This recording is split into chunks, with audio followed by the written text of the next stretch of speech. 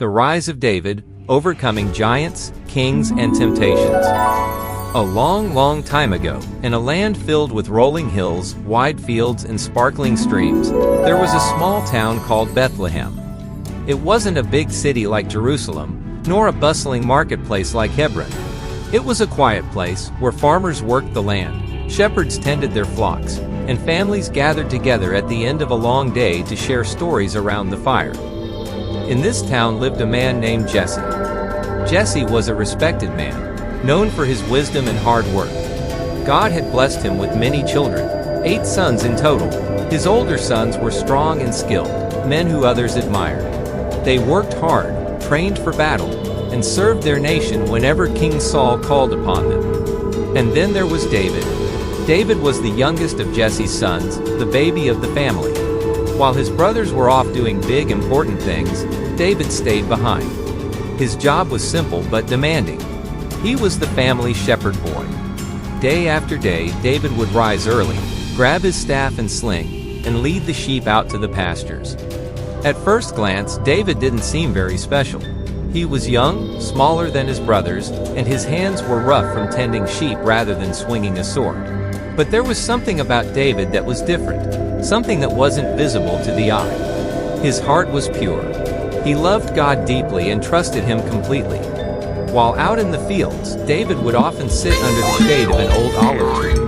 He would strum his harp, a simple instrument he had learned to play, and sing songs to the Lord. The hills would echo with his melodies, and the sheep would gather close, comforted by the peaceful music. Sometimes, David would even dance across the grass, laughing with joy as he praised God for the beauty all around him, the blue sky, the chirping birds, the gentle breezes. David knew God personally, not just from the stories told by the elders or the songs sung in the temple. No, David knew God like a friend knows a friend. In the quietness of the fields, he would talk to God, pouring out his heart, his fears, and his dreams. He didn't have fancy titles. He didn't wear a soldier's armor. But in the eyes of heaven, David was already a mighty warrior, because he trusted in God completely. Back at home, Jesse's household was lively. With so many sons, there was never a quiet moment. The older brothers Eliab, Abinadab, Shammah, and the others often teased David. Not cruelly, but in the way older siblings sometimes do. "Go on, little shepherd boy," Eliab would say with a grin. "Sing your songs to the sheep. Maybe they'll grow wool faster." David would not take offense. He knew his role was important, even if others didn't always see it. After all, if no one watched the sheep, they could wander off, get hurt, or fall prey to wild animals. And speaking of wild animals, David was no stranger to danger. One afternoon, as the sun beat down on the land, David heard a commotion among the flock. Rushing toward the sound, he saw a lion, a fierce, golden-maned lion, prowling near the sheep. Without hesitation, David grabbed his sling, placed a smooth stone inside, and with a sharp, practiced motion, let it fly. The stone struck the lion, stunning it. But the beast wasn't down yet. David, filled with courage that could only come from God, rushed forward and grabbed the lion by its mane. With his bare hands, he fought the mighty animal and struck it down. It wasn't the only time David had to defend his flock. There were bears too, great lumbering creatures with sharp claws and powerful jaws. Time and again, God gave David the strength to protect his sheep from harm. These battles were unseen by the world. No crowds cheered for David. No songs were sung about his victories. But God saw, and God was preparing David for something much, much bigger. Meanwhile, trouble was brewing. Far beyond the peaceful fields of Bethlehem, danger loomed over Israel. The Philistines, fierce enemies of the Israelites, were once again preparing for war. They were a mighty people, skilled in battle with iron weapons and strong cities. King Saul, Israel's first king, was doing his best to protect his people, but Saul had changed over the years. Once humble and obedient to God, Saul had grown proud.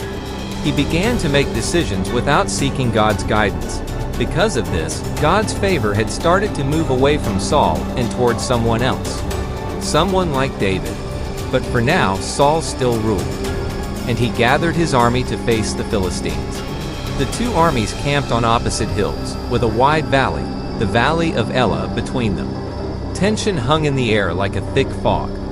Everyone knew that a battle could break out at any moment. But the Philistines had a champion, and he was like no ordinary man. Goliath was a giant, not just tall, gigantic, over 9 feet high, towering above ordinary men like a mountain over a plain. He wore armor made of bronze that shimmered under the sun, and it weighed more than most men could carry. His helmet gleamed. His shield was so big that another man had to carry it for him. His spear was thick and heavy. The iron tip alone weighed about 15 pounds.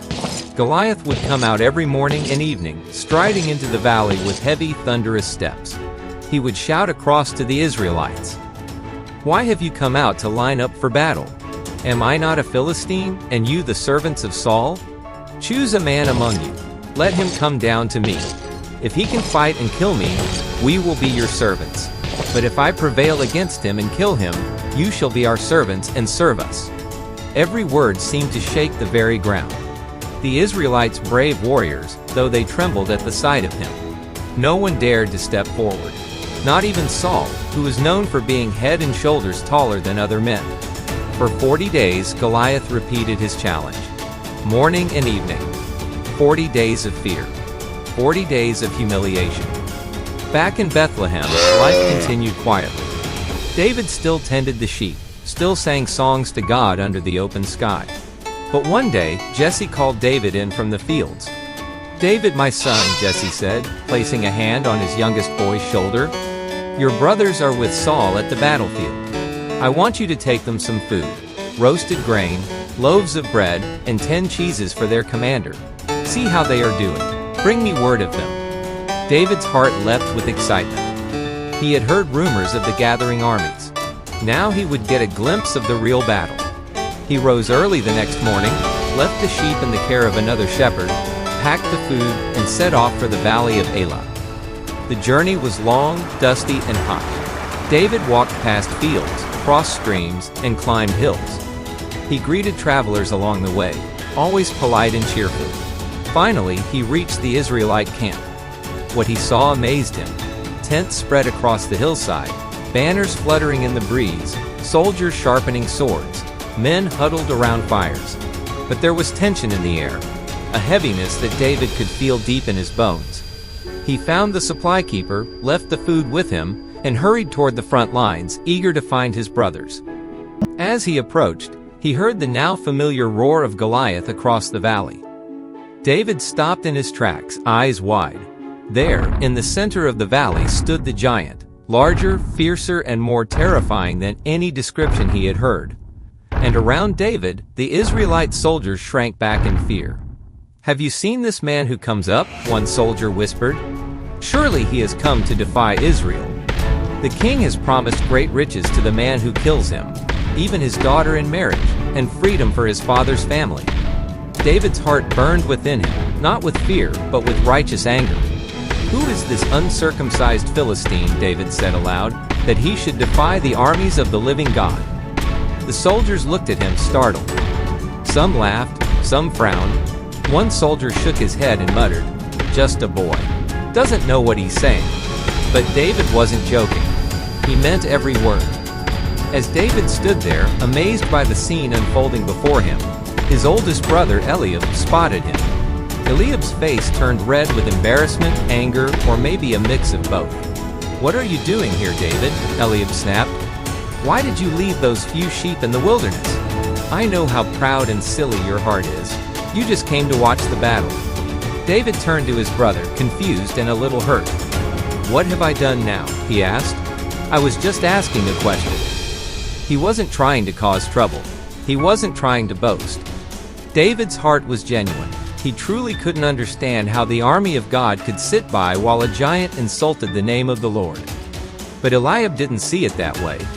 Sometimes even the people closest to us, family, friends, won't understand the fire God places in our hearts. David could have turned around. He could have sulked back home. But he didn't. Instead, he kept asking around. "Is it true," David said to another soldier, "that the king will reward the man who defeats Goliath?" "Yes," the soldier replied. "Riches. Marriage to the king's daughter. His family will never pay taxes again. David nodded thoughtfully. But the rewards weren't what drove him. It was the honor of God that stirred him. Word began to spread through the camp. There's a boy asking about Goliath. Some kid says he wants to fight. The rumors swirled until they reached the tent of King Saul himself. David was summoned to King Saul's tent. Imagine it.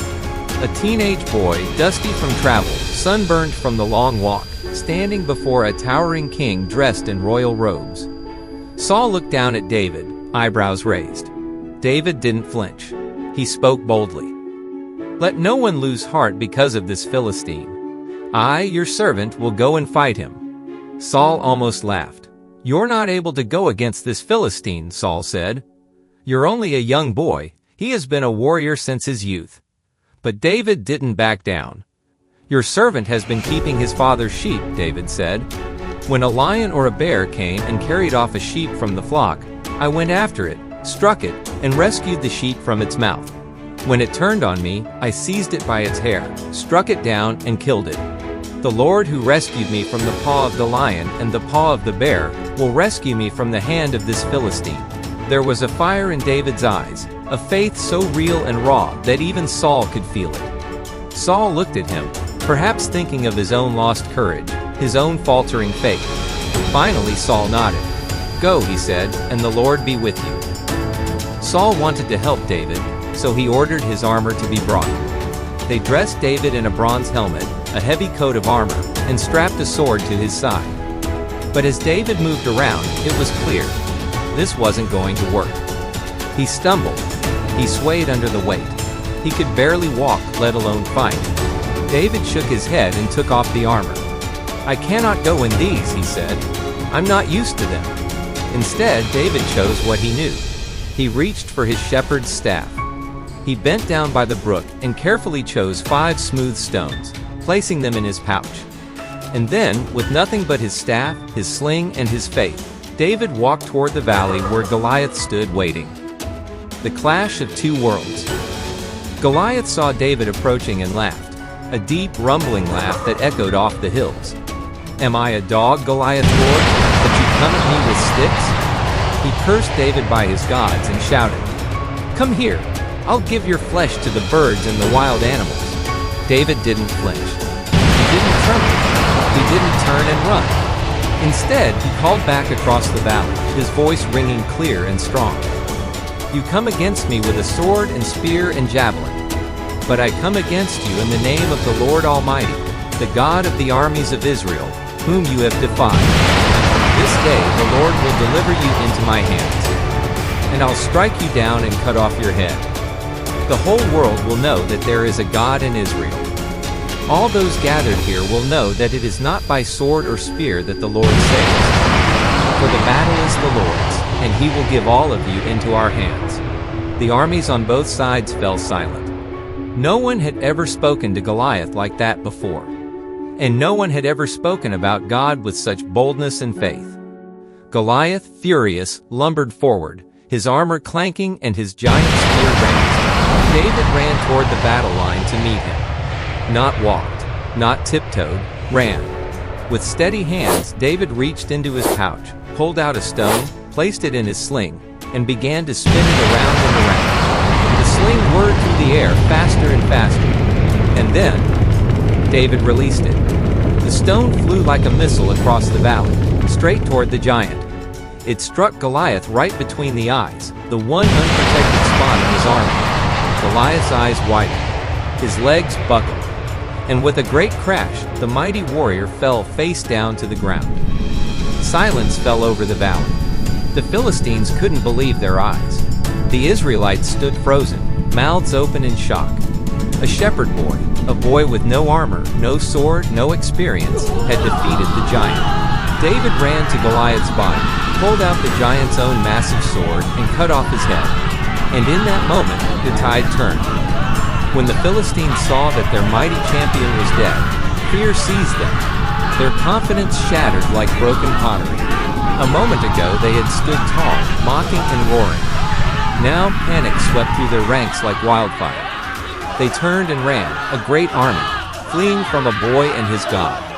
The Israelites, seeing the Philistines retreat, gave a mighty shout.